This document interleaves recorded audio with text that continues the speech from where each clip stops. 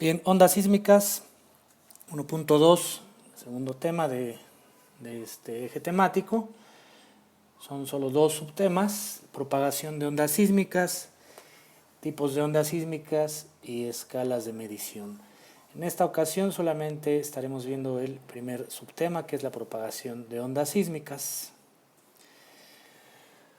¿Qué es un sismo o un terremoto?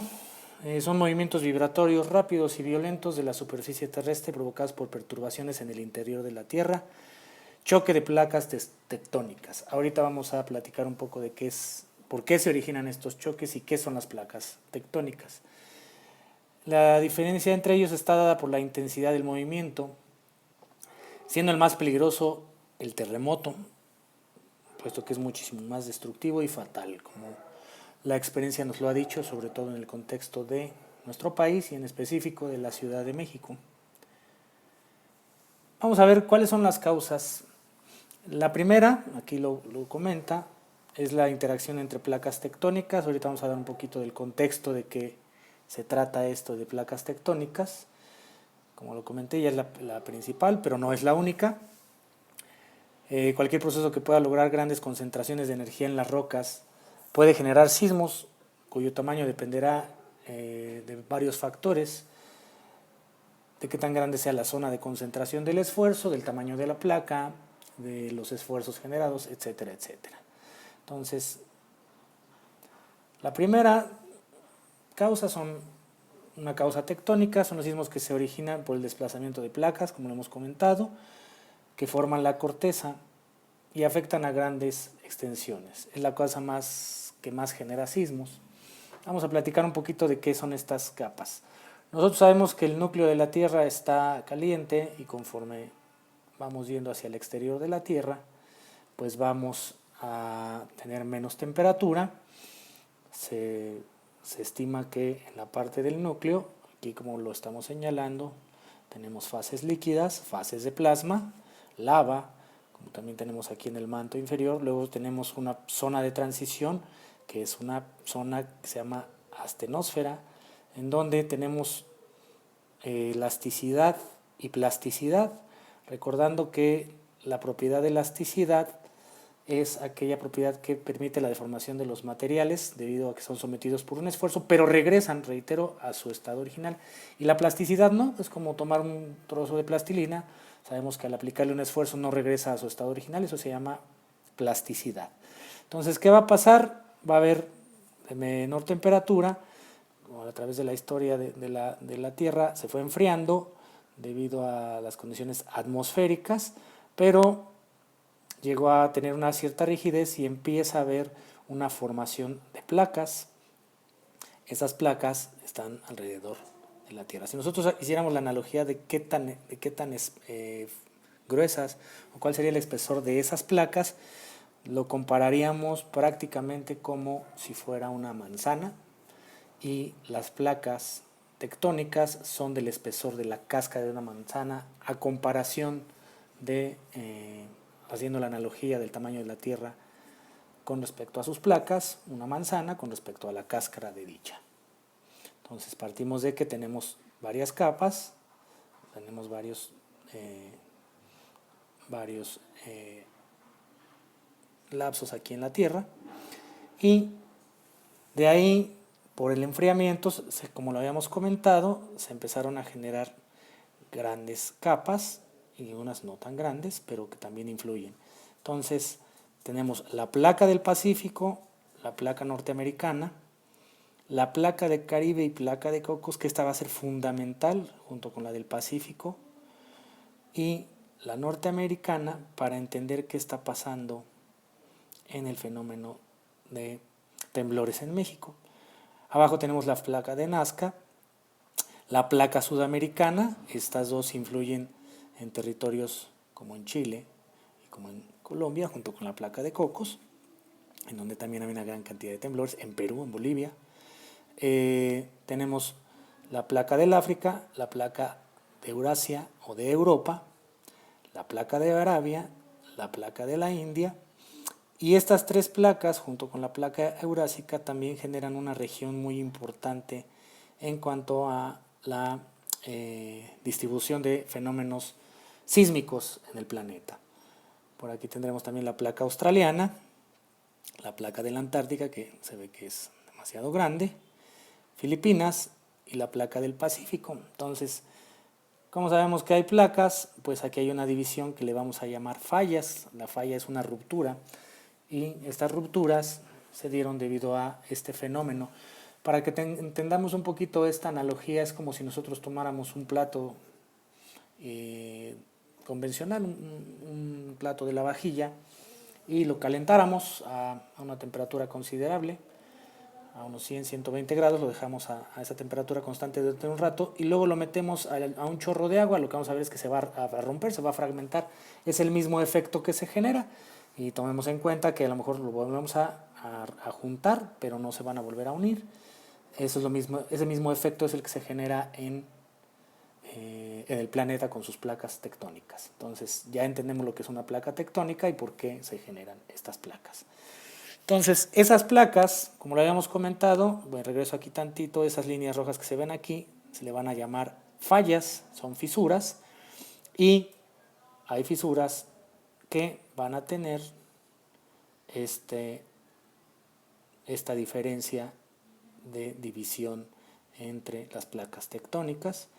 Va a haber diferencia de alturas y acomodos, vamos a ver qué efectos también generan estos, y va a haber diferencias en cuanto a separación o acercamiento entre ellas, y eso nos va a generar diferentes tipos de fenómenos, entre ellas esfuerzos. Entonces, si yo tengo la falla de dos placas, vamos a verlo en estos, y esas placas empiezan a generar esfuerzos debido a su acomodo, a lo mejor porque en la zona plástica que está en la parte de abajo empiezan a haber acomodos, debido a diferentes fenomenologías, como lo vamos a ver más adelante, pues estas placas van a empezar a rozar, van a generar un rozamiento, van a generar a lo mejor una deformación en una primera instancia y luego una ruptura. Después de esa ruptura va a llegar un momento de equilibrio. Eso puede ocasionar que las placas se vayan separando o juntando más. ¿Qué tipos de esfuerzos vamos a encontrar en las placas? Puede haber compresión, que es cuando dos placas están chocando. Entonces va a haber una acumulación de energía, porque recordemos que todos los materiales, como lo vamos a ver en el siguiente tema, van a buscar restituirse a sus condiciones originales en su parte elástica. Entonces, al comprimirse van a buscar liberar esa energía para poder volver a estar en su estado original. Puede haber tensión entre ellas, o a lo mejor una sola placa empieza a generar tensión en ella misma y genera un estiramiento propiamente de su placa. Y la cizalla o esfuerzo cortante, en donde vemos que aquí entre la falla no va a haber esfuerzos directamente ortogonales o perpendiculares a la falla, sino que son paralelos a la falla. Es un esfuerzo cortante, como lo vamos a ver más adelante. Otra de las cosas que vamos a entender es que a lo mejor vamos a un tiempo inicial vamos a tener no esfuerzos, vamos a después a generar una deformación y después vamos a tener un acomodo después del sismo y se van a acomodar. Este es un tiempo relativo, pero vamos a poder identificar que algunas placas, algunas fallas van a hacerse más grandes conforme vaya pasando el tiempo, porque se están acomodando propiamente en la Tierra. Entonces, ¿qué es lo que vemos? Tenemos dos placas y una irá hacia un lado, otra irá hacia el otro, y tendremos el esfuerzo que se genera para romperse. Aquí lo que vemos es la falla de San Andrés, muy importante para nosotros, para nuestra zona geográfica, porque es la que pasa por el territorio mexicano. Otra de las causas puede ser volcánica, es poco frecuente, pero existen temblores o sismos por la erupción de volcanes. Cuando la erupción es violenta genera grandes sacudidas que afectan sobre todo a los lugares cercanos, pero a pesar de ello su campo de acción es reducido en comparación de los de origen tectónico. Entonces aquí lo que nos quiere decir es que el impacto que tiene un fenómeno sísmico debido a un volcán va a ser muchísimo menor al de movimiento por placas tectónicas. por los tamaños evidentemente. Entonces, ¿qué vamos a tener? Pues aquí en esta gráfica lo que tenemos es la erupción de un volcán. Efectivamente lo que va a hacer es una disipación de la energía hacia todas direcciones. Esto va a generar que en estas zonas, que son zonas plásticas, empieza a haber deformación y esa deformación va a impactar directamente a una corteza o placa tectónica y va a pegar junto con otra corteza. Aquí tenemos una corteza oceánica, aquí una corteza continental y aquí tenemos un fenómeno que se llama subducción, que es cuando una placa empieza a hundirse por debajo de la otra y este fenómeno se le va a llamar subducción. Entonces, al generarse ese esfuerzo, que puede pasar, que aquí puede haber un acomodo, lo que generaría movimiento debido a los esfuerzos, a la liberación de energía, y si esto estalla en el mar, hay volcanes que pueden estar en el mar, y generarían un fenómeno llamado maremoto. Pero también puede pasar que estalle un volcán en la zona terrestre, en la zona de continente, y esto también generaría esfuerzos al tratar de liberar. Aquí vemos que hay esfuerzos de tensión y de compresión que también podrían generar sismos. También existen temblores por hundimiento. Es cuando el interior de la corteza se ha producido la acción erosiva por las aguas subterráneas. Va dejando un vacío, el cual termina por ceder ante el peso de la parte superior. Recordando que los ríos siempre van a ir desde una parte más alta hacia una parte más baja y puede haber ríos subterráneos. Entonces, estos ríos pueden erosionar las partes inferiores de las montañas y generar esos huecos, y debido a que existen esos huecos y el peso de las montañas, puede haber caídas que generarán vibraciones, que también se catalogan como sismos. Es muy poco frecuencia y de poca extensión. No dura tanto como un sismo debido a placas tectónicas como los que hemos tenido experiencia aquí en la Ciudad de México. Entonces, ¿qué es lo que pasa? Empieza a haber erosión en capas de la Tierra, en otras capas. Aquí nos lo dicen que hay sales, empieza a haber algún flujo de agua, erosiona, genera este hueco y por el efecto masa que hay aquí arriba empieza a haber derrumbamientos y hundimientos y por lo consiguiente se hace un hoyo que comúnmente nosotros hemos conocido como socavón. Ojo, esto es debido a fenómenos naturales, pero también si no se hace un adecuado estudio de los suelos en ciertas construcciones, como lo que pasó en la autopista de Cuernavaca hace algunos años, no se hizo un estudio adecuado del subsuelo, no se hizo un rellenado adecuado de ese subsuelo y por lo consiguiente, al incrementar el peso que hay sobre ciertas zonas por el concreto y el asfalto que le ponen, pues generan estos socavones. El otro es deslizamiento. El propio peso de las montañas es una fuerza enorme, es una gran cantidad de minerales y de tierra, y tiende a aplanarles, que no puede producir sismos al ocasionar, lo que puede producir sismos, al ocasionar aislamientos a lo largo de fallas, pero generalmente no son de gran magnitud, no son tan grandes. Entonces, ¿qué es lo que nos explican? Aquí vamos a ver en este anagrama, tenemos una línea de falla, entonces probablemente esto de hipocentro y epicentro lo vamos a comentar un poquito más adelante. Tenemos un plano de falla y entonces al tener ese plano de falla, debido a algún tipo de acomodo de la tierra, puede ser por temporada de lluvias, como lo podemos ver en las autopistas del sureste de México, como en México Acapulco, puede haber derrumbamientos y esos derrumbamientos o deslizamientos pueden ocasionar también ligeros temblores. Finalmente, ¿se pueden producir de manera artificial los temblores? Sí, efectivamente, por el ser humano, y tienen una relación con los movimientos sísmicos, debido a la gran cantidad de energía que se libera en las explosiones nucleares. Vamos a ver más adelante en el segundo subtema cuánta capacidad de energía liberada tiene una explosión nuclear. Entonces, aquí, ¿qué es lo que vemos? Vemos en estas gráficas, primeramente, el famoso hongo atómico, el famoso hongo que se produce debido a una explosión nuclear, debido a la gran cantidad de liberación de energía y el efecto de rapidez que tiene. Al subir hacia la atmósfera se generan estas figuras llamadas hongos atómicos. Entonces, aquí en estos dos anagramas lo que tenemos es una explosión provocada, como las que estuvieron haciendo hace algunos años países como Francia y Estados Unidos, subterráneas. Entonces lo que hacen es hacer un hoyo y provocar la explosión para hacer mediciones de qué tanto daño pueden producir.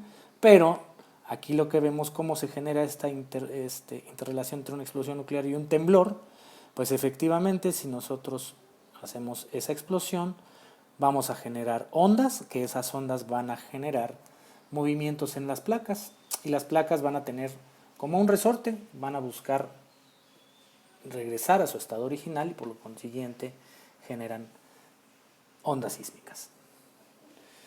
Como lo había comentado, a una zona de subducción se le va a llamar a la zona en la que se encuentra metida una capa tectónica, aquí la llamada litosfera. ¿Por qué litosfera? Porque está llena de rocas, está conformada de rocas o es una gran roca. Y tenemos esta zona que se llama zona de subducción y zona astenosfera. Son zonas plásticas, tanto esta como la zona de subducción. Entonces, suele haber, como en la falla de San Andrés, regiones en donde hay zonas de subducción. Entonces, al haber acomodo, empieza a haber tensiones y compresiones que buscan reordenarse o reacomodarse, como lo habíamos comentado en un principio, y al querer buscar reordenarse o reacomodarse es cuando se generan los temblores. Aquí está la definición de zona de subducción. Es una placa subductiva, avanza sin resbalar, la deformación aumenta hasta que los esfuerzos son más grandes que la fricción entre ellas. El contacto se rompe y ambos lados de la ruptura se desplazan, dando lugar a un sismo, permitiendo el avance de las placas. Posteriormente el contacto entre las placas sana y comienza de nuevo a acumular energía de deformación. Y el ciclo se repite, es lo que pasa en regiones altamente sísmicas como en la que vivimos en nuestro país.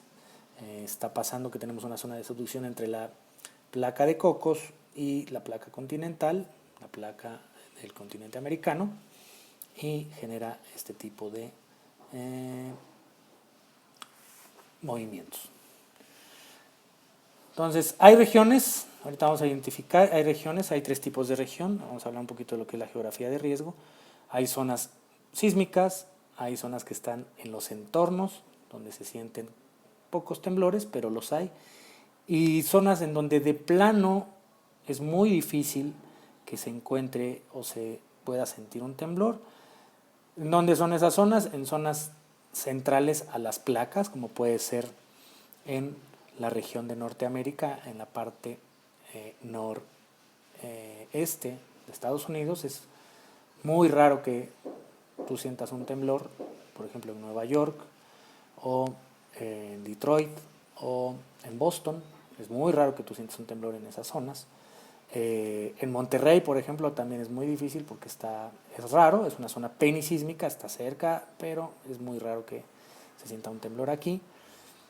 Zonas sísmicas, zonas que están pegadas a las fallas, como lo vamos a ver más adelante, en donde existan diferentes placas sísmicas interactuando, ¿sí? No es lo mismo la interacción que va a haber entre placas muy grandes como en placa antártica y placa de África, o placa antártica y placa australiana, que evidentemente sí, aquí sabemos que hay tsunamis y maremotos debido a que pues también hay fallas, pero no es lo mismo cuando tú tienes un aglomerado, por ejemplo aquí de varias placas. Ahorita vamos a comentar un poquito de lo riesgoso que es esta zona para el mundo, o las tres zonas más arriesgadas que debemos de tener en el radar. Entonces, muchos fenómenos sísmicos y volcánicos han ocurrido en los últimos años en consecuencia de las fallas tectónicas y obviamente el movimiento de las placas. Desde el punto de vista geológico, las zonas conocidas como las más activas del mundo en estos términos forman dos grandes alineaciones de miles de kilómetros de longitud y solo unos pocos de ancho. Entonces, ¿qué significa eso? Vamos a explicarlo. O sea, significa que son muy largas y son muy angostitas, muy poco anchas esas zonas de falla. Entonces, aquí tenemos el famoso o la primera zona de alto riesgo. En los puntos rojos, ¿qué es lo que identificamos? Zonas de frecuencia de temblores.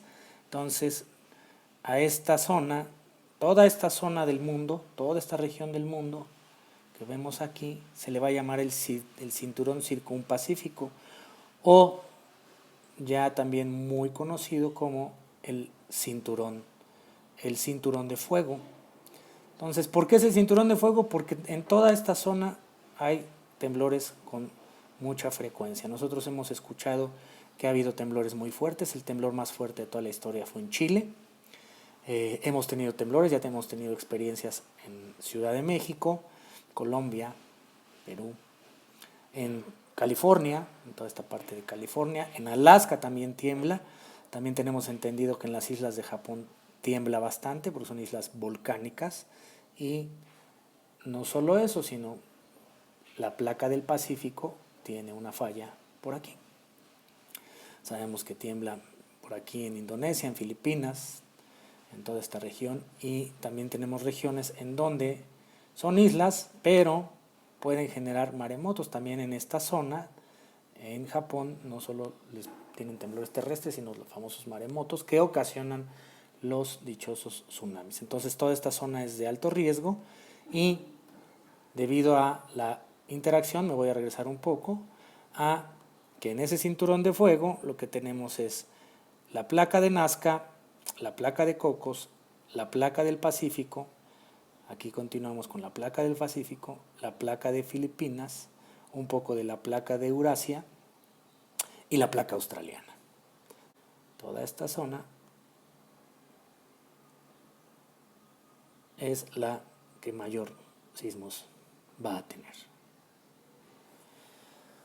Luego tenemos el cinturón euroasiático melanésico, que es también el cinturón alpino himalayo. Entonces, igual, porque aquí tenemos varias placas, la placa eurásica, la placa de África, la placa del Mediterráneo, que tienen varias fallas, y por lo consiguiente también hay temblores en la región de España, el norte de África, Italia, Grecia, el Medio Oriente. Llegando en la India también, sabemos que hay temblores muy fuertes, toda esta parte de Indonesia, y pues se junta con el cinturón de fuego. Y finalmente tenemos algo que le llaman el dorsal mesoatlántica. El dorsal mesoatlántica, que simplemente es una peculiaridad debido a que aquí hay una gran falla debido a la unión entre placas, la placa continental, la placa eurásica, el Atlántico. Todo esto es una gran falla, es un dorsal. ¿Qué consecuencias tiene? Sí tiene grandes temblores, sí genera grandes temblores, pero como no están tan cerca de las zonas continentales terrestres, pues no impactan tanto, pero sí efectivamente, si se hace un monitoreo, encontramos una gran cantidad de maremotos en estas zonas. Afortunadamente están lejos de los continentes y no hay tanto riesgo. Entonces, ¿qué características vamos a tener en un temblor? Primeramente la falla, ¿no? Que ya dijimos que es la unión entre placas. Empieza a haber frotación, puede haber tensión, compresión o cizalla en ellas, en las partes inferiores. Donde se origina el movimiento o la deformación se le va a llamar hipocentro o foco. Justo hacia arriba, hacia la superficie, determinaremos lo que es el epicentro. Nosotros hemos visto que cuando seguimos al sismológico en Twitter o en redes sociales, nos dicen que hay un epicentro. Hay una forma muy interesante, lo vamos a ver más adelante cuando veamos cómo funcionan estos aparatos. El epicentro se calcula mediante geometría analítica por medio de circunferencias y radares. Es muy interesante, es una aplicación de geometría analítica que veremos, no haremos problemas, pero lo trabajaremos. Y tendríamos a la falla. Entonces, lo importante va a ser identificar a la falla, las placas que están interactuando, el epicentro, que es justo arriba del hipocentro, y la falla.